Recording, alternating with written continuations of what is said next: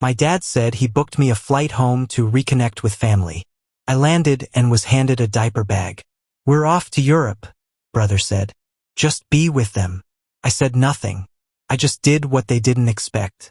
Now the children are with his ex, and they are already flying back to the US in a panic. When my father told me that, I should have known something was off. We hadn't had a real conversation in years. Not since I moved across the country and made it a point to keep things polite and distant. I assumed someone was sick or dying. Instead, I got picked up from the airport by my brother and handed a bag of diapers before I even set my suitcase down. "We're going to Europe," he said. "Just stay with them." No discussion, no heads up, no asking.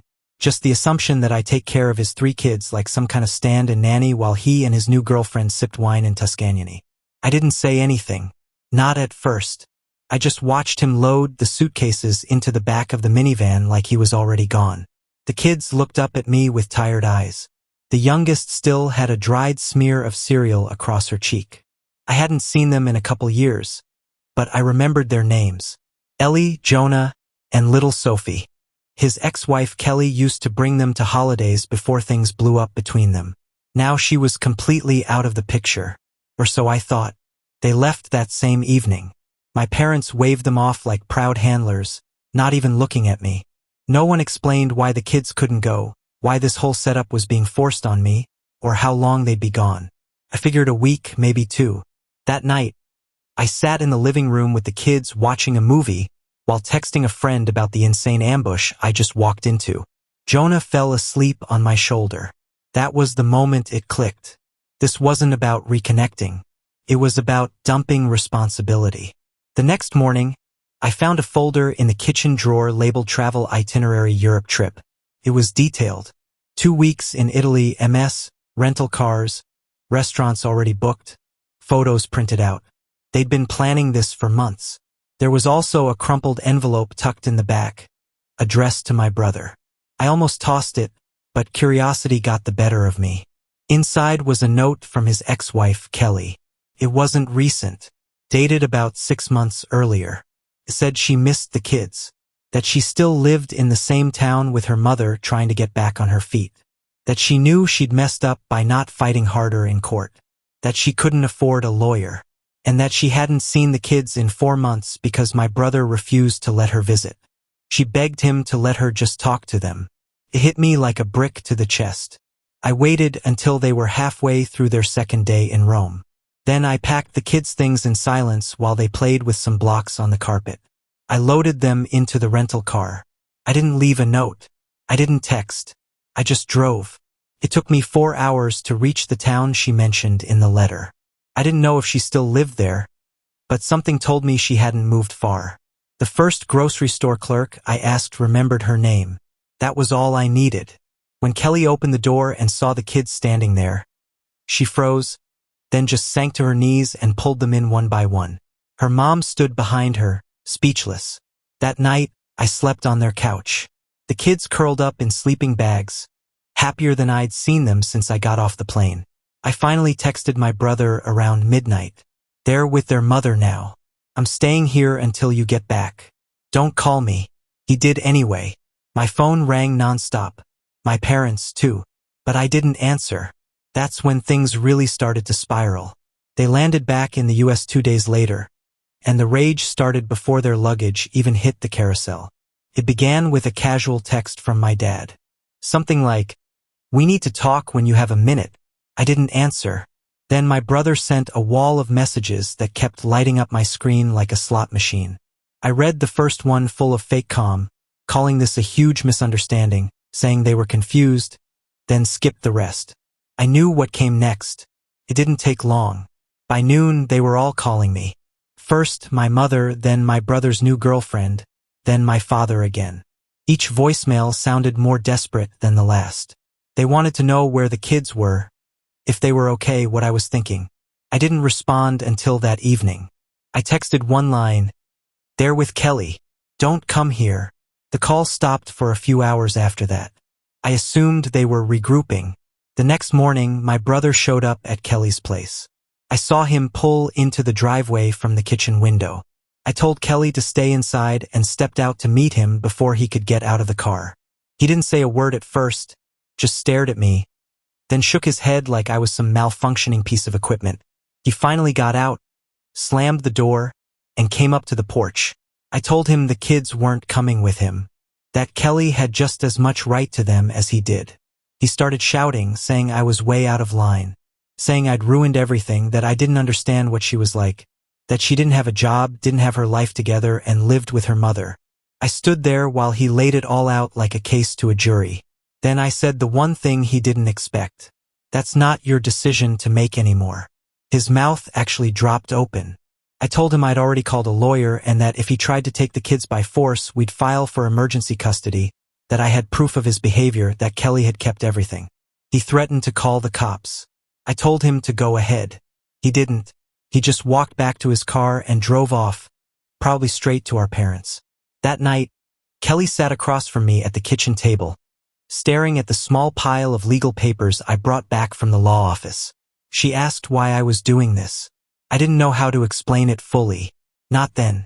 But the truth was simple because no one else ever had. I learned more about what happened between them over the next few days. About how my brother had slowly stripped away everything she had. Her job, her confidence, her access to the kids. He didn't even bother being subtle. She showed me emails she'd sent begging just to FaceTime them on holidays. She'd get no reply, or worse, replies pretending she was harassing him. He told the kids she abandoned them. They believed it until now. Jonah started asking questions at bedtime. About why his mom cried when she hugged them. About why she made pancakes every morning, even when she was tired. About why she kept saying she was sorry. I told him she missed them a lot. That she loved them. He asked if I was staying too. Yeah, I said. I'm not going anywhere. 2 days later, my father called and said we needed a family meeting. I told him that part of my life was over, that I was cutting them off financially, and no, I didn't need their permission. I'd been helping them out for years, quietly, covering expenses when they couldn't, wiring money when they needed it. I told him I was done, that every cent was going to the kids now, to Kelly. My mom left a long voicemail after that, crying, saying I'd ruined everything, that I'd embarrassed them, that I'd destroyed my brother's relationship, that his new girlfriend had flown home early because she couldn't deal with the drama. I didn't reply. I had a new plan now, one they'd never see coming. On the third morning at Kelly's, I woke up to the smell of burnt toast and Sophie standing over me in pajamas 2 sizes too small, holding a drawing of what I assumed was her, me, and a lopsided cat. The caption was spelled wrong. Uncle Peter. That one drawing made every ounce of jet lag worth it. Kelly was already up, wearing the same hoodie she'd worn since I got there. She made coffee for both of us and apologized for the mess like I hadn't already spent 2 nights sleeping next to a plastic bin of old VHS tapes. Then she asked if I remembered their old dog, Max. I did.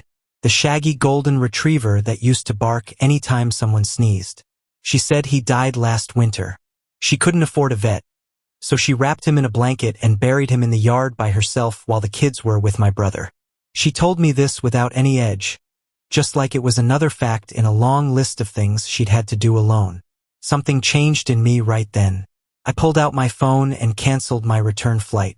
No one knew and I didn't care. I called my job later that morning and told them I needed time off. I kept it vague, just said it was a family situation, which technically wasn't a lie.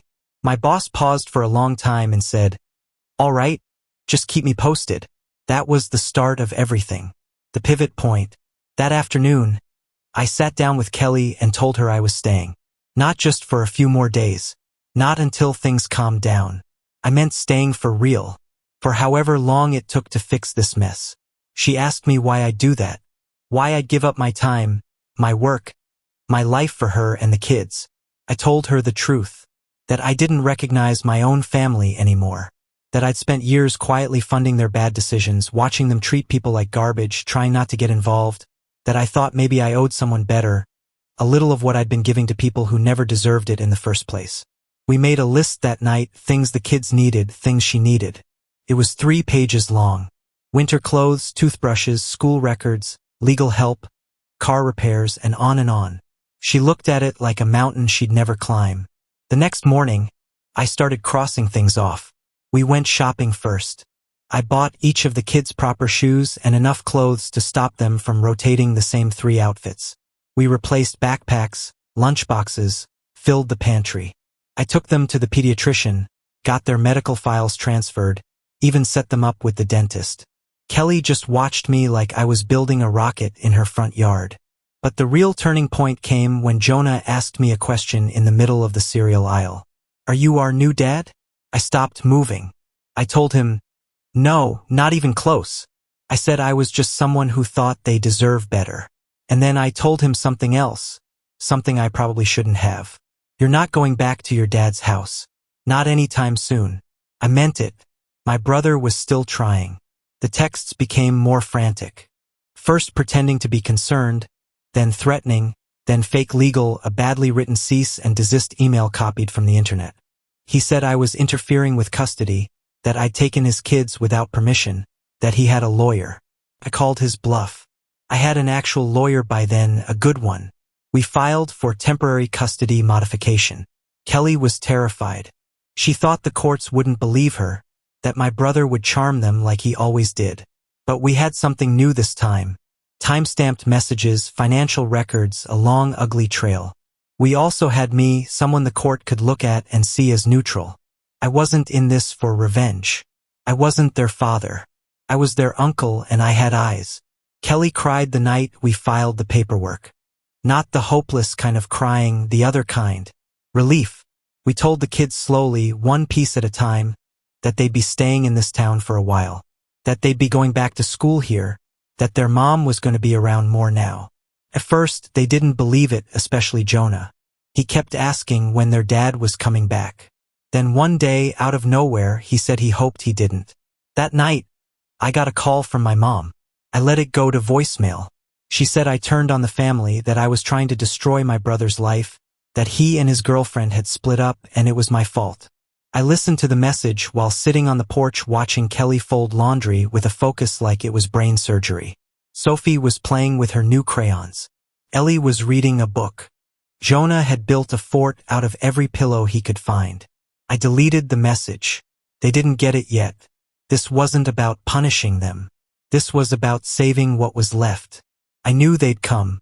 It was only a matter of when. 3 days after my mom's voicemail, my brother showed up again. This time with our parents. They didn't call ahead, just pulled into the gravel driveway in a rented SUV, like they were there to reclaim stolen property. Kelly saw them from the window and froze. I told her to stay inside with the kids and stepped out before they could make it to the porch. They looked ridiculous standing there. My father trying to stay calm, my mother already red-faced. My brother wearing aviators like this was some sort of power play. No one spoke first. Eventually, my dad asked if I was really going through with this nonsense. I told him we'd filed for custody modification, that Kelly had legal representation, that the kids were safe in school and doing better than they had in months. My mom jumped in, saying I had no right to interfere in a legal family matter. I reminded her that I was family and that what they'd done wasn't parenting. It was abandonment dressed up as a vacation. That's when my brother finally spoke. He accused me of manipulating Kelly, of using her emotional state to get back at him. He said I was brainwashing his kids. I laughed out loud. Actually laughed. I told him I was done letting him use people, that I wasn't afraid of him, his temper, or his empty threats. I told him he had no clue how close he was to losing everything. That was when he made a mistake. He said, "You don't get to decide who's a fit parent." I said, "You're right, but a judge does." They left without another word. My brother tried to slam the door to the SUV and missed the latch. My mother gave me one last look, the kind she used to give when I was a kid, and refused to apologize, like I'd betrayed some unspoken rule. But I didn't care. I just watched them go. That night, I sat at the table with Kelly and her mom while the kids played in the living room. I told them I was ready to go Allen. Full legal backing, financial support, everything. I wasn't going to let the kids go back to that house ever. Kelly asked me how far I was willing to go. I told her I'd already passed the point of no return. The next day, we met with the attorney again. We worked through logistics, documentation, testimony, dates. We started building the kind of case that couldn't be ignored. Photos, messages, video calls, school records, text logs. The attorney said it would take time, but we had more than enough to at least push for temporary full custody. Meanwhile, I was living there full-time. I got up early with the kids, helped them get dressed, made breakfast, drove them to school. Kelly was doing everything she could, but she was exhausted emotionally, financially, physically. I took the weight where I could. The system doesn't move quickly, and we needed to survive the in-between. One afternoon, Jonah asked if they were going to have to go back to their dad's house. I told him not if I could help it, and I meant it. It wasn't just about protecting them anymore. It was about building something stable, something the three of them had never really known. I wasn't their father. I never tried to be, but I was the only adult in their life who showed up and kept showing up. And that meant something. My parents kept trying. More calls, more emails. They said I was ruining the family, that I was turning the kids against their father, that I was siding with a woman who couldn't even support herself. I didn't answer. I forwarded everything to our lawyer. And in the meantime, I helped Kelly apply for work-from-home jobs. I co-signed a lease for a used car. We fixed up the back room so I had a proper space to sleep. I'd never lived like this before. No plans, no schedule, just a daily battle to keep something good alive. And as strange as it sounds, I felt more grounded than I had in years. I wasn't just playing the good guy. I was finally becoming the person I should have been all along. 2 weeks later, just when I thought we had found some kind of rhythm, things snapped. The school called Jonah had been pulled aside by a woman claiming to be a family friend. Said she'd come to pick him up early. Office staff didn't let her take him. Thank God. But it rattled everyone. When I got there, the principal looked serious. He said the woman didn't give a name but matched the description of my brother's new girlfriend, the one who supposedly left him in Italy. I called my lawyer on the spot. Kelly was shaking when I told her, not from fear, from rage. She kept asking how they even knew what school the kids were in. I had a sinking feeling I knew the answer. That evening, I checked my email and found one from my dad. It was short. You're turning them against their father. You think you're saving them, but you're just making things worse. That meant they were watching, digging, maybe even tracking us somehow. So I made a decision that night, a big one. I told Kelly to pack bags for the kids. Just a few things, essentials. I called a friend from college who lived in Vermont, someone I hadn't talked to in years, but who owed me big. We got in the car the next morning and drove 6 hours without telling anyone where we were going. No updates, no calls. We stayed there for 5 days. My friend had a quiet cabin near the edge of a lake. No neighbors, no internet, spotty cell service. I left my phone off most of the time. The kids thought it was a vacation. They fished, built sandcastles with rocks and pine cones, roasted marshmallows. They didn't ask questions. Neither did Kelly. And for those 5 days, no one yelled. No threats. No lawyers. No drama. Just silence and trees and laughter that didn't sound forced. Then, on the 6th morning, Kelly found a manila envelope in the mailbox outside the cabin. No return address. Inside was a copy of a custody petition filed by my brother. It claimed abandonment, manipulation, and mental instability on Kelly's part. There were even screenshots of my social media from years ago, photos of me drinking at parties, old sarcastic posts about hating kids, a blurry image of me holding someone else's baby with the caption, "Please take it back." They were reaching hard, but the message was clear. They weren't stopping. I drove back to town that day, straight to the courthouse. I filed for a restraining order on behalf of the kids, citing the attempted school pickup. Our lawyer said it wouldn't last forever, but it would buy us time. Kelly broke down that night, said she was scared, not of my brother, but of losing what she had now. She said she couldn't go back to the way it was, that she'd rather disappear again than watch him break their kids down piece by piece. That's when I did the one thing I hadn't told her about yet. I opened the drawer of the small desk in the guest room, pulled out a check I'd written a few days earlier, and handed it to her. $15,000. She stared at it like it was radioactive. I told her it was hers to start over for a new apartment, for daycare, for groceries, for whatever she needed to build a life without fear. She tried to give it back. I refused. The next day, I changed my number. I cut off my bank's auto payments to my parents. Every single one. The mortgage assistance I had been sending, the $200 my mother got each month for vitamins, the Netflix account gone. That same night, my brother left a voicemail. "You're going to regret this, Peter. You don't know who you're messing with." He was wrong. I knew exactly who I was messing with, and I was done giving them the benefit of the doubt. The morning of the hearing, Kelly was so tense. She couldn't eat. The kids stayed with her mom while we sat in that dull county courtroom. Fluorescent lights buzzing. Everything quiet except the shuffle of papers and the ticking of an old clock that felt deliberately slow. My brother didn't show. He sent a lawyer instead. Some guy who looked half asleep and came with a single folder. Meanwhile, our side had 2 binders, a timeline, affidavit from school staff, printed texts, even copies of financial transfers showing Kelly had been deliberately cut off from supporting herself or seeing the kids. The judge, a sharp-looking woman with a calm voice, looked through the files carefully. She didn't ask many questions. When Kelly spoke, she didn't cry. She told the truth.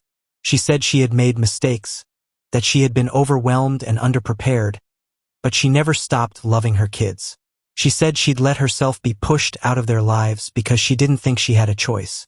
But she was ready to fight now, not out of anger, but for their safety. Then the judge turned to my brother's lawyer and asked plainly, "Is there a reason your client isn't present for this hearing?" The lawyer fumbled, said he was out of state for business. The judge wrote something down. When the ruling came, it was short. Full temporary custody to Kelly. Immediate placement with her. Supervised visitation only and only upon review. A restraining order added to keep both my brother and his girlfriend away from the school. Kelly stared at the floor for a while. Then she just whispered, "We did it." And for the first time in weeks, she looked like herself. That afternoon, I drove the kids home from school and told them the news. Jonah's face lit up, but Ellie didn't say much. She just walked up to her mom and hugged her without a word. Sophie started crying. Not because she was upset, just relief. That evening, Kelly started making a list. She wanted to find a small apartment nearby. One with a bit more space, maybe a tiny backyard. She wanted to get the kids into a better routine, maybe start working evenings when her mom could help. She was thinking about daycare, community programs, job training. She was making plans. I helped her find a place in a quiet neighborhood with decent schools. I paid the first 3 months' rent plus a deposit. I got her a used car with low mileage. I made sure she had a laptop, a printer, and helped her apply for remote support jobs. She got 1-2 weeks later. She kept asking what she could do for me. I told her she already had. On my last day staying with them, the kids made thank you cards. Sophie drew our family stick figures holding hands under a giant sun. Jonah said I was better at pancakes than his dad ever was. Ellie gave me a small polished rock from the lake, the same one from the cabin, and told me she wanted me to keep it forever. That night, after they were asleep, I handed Kelly the envelope I'd been holding on to for days. A check for $15,000. Enough to get her really started. Furniture, school supplies, savings, maybe even a little time off. She stared at it for a long time, then asked if this was my way of saying goodbye. I said no. I just wanted her to have something they could never take away again. The next morning, I packed my things. Kelly's mom hugged me like I was her own. Kelly didn't say much. She didn't need to.